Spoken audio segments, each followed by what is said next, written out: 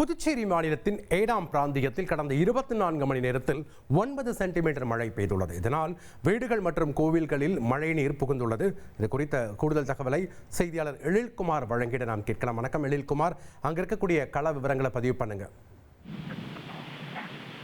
புதுச்சேரி மாநிலத்தின் ஏனாம் பிராந்தியத்தில் தொடர்ச்சியாக கனமழை பெய்து வருகிறது. குறிப்பாக கூற வேண்டும் என்றால் கடந்த 24 மணி நேரத்தில் 9 சென்டிமீட்டர் மழை பதிவாகியுள்ளது. இந்த மழையின் காரணமாக ஏனாம் பிராந்தியத்தில் உள்ள பல்வேறு தாழ்வான பகுதிகளில் மழைநீர் உட்புகுந்துள்ளது.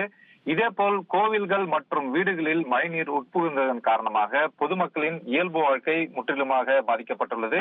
இதேபோல் காவல் நிலையங்கள், பள்ளிகள் உள்ளிட்ட பகுதிகளிலும் இந்த மழைநீரானது உட்புகுந்துள்ளது. இதனிடையே தொடர் கனமழை காரணமாக இன்று பள்ளிகளுக்கு விடுமுறை அளிக்கவில்லை. இதன் காரணமாக மாணவர்கள் மற்றும் அவரது பெற்றோர்கள் கடுமையான அவதிக்கு உள்ளாகி வருகின்றனர். இதனிடையே இந்த தொடர் கனமழையின் போது மின்னல் தாக்கியதில் சூரியநாராயண என்பவர் வீட்டின் மொட்டை மாடியில் இருந்த தூண் மீது இந்த மின்னல் தாக்கியது. இதன் காரணமாக அந்த தூணானது சிதறி விழுந்தது. மேலும் மின்னல் தாக்கியதன் காரணமாக சூரியநாராயணா உள்ளிட்ட அதன் அருகில் உள்ள 3க்கும் மேற்பட்ட வீடுகளில் இருந்த மின்பொருட்கள் முற்றிலுமாக சேதமடைந்துள்ளது. மேலும் தொடர் கனமழையின் காரணமாக ஏனாம் பிராந்தியத்தில் உள்ள ஒட்டுமொத்த மக்களின் இயல்பு வாழ்க்கை பாதிக்கப்பட்டுள்ளது என்று கூற வேண்டும். நன்றி எழில்குமார், உங்களுடைய கள விவரங்களுக்கு.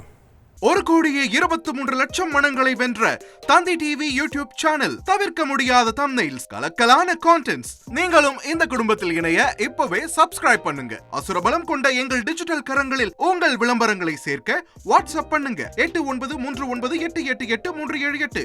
Email advtthanditv@dttv.in.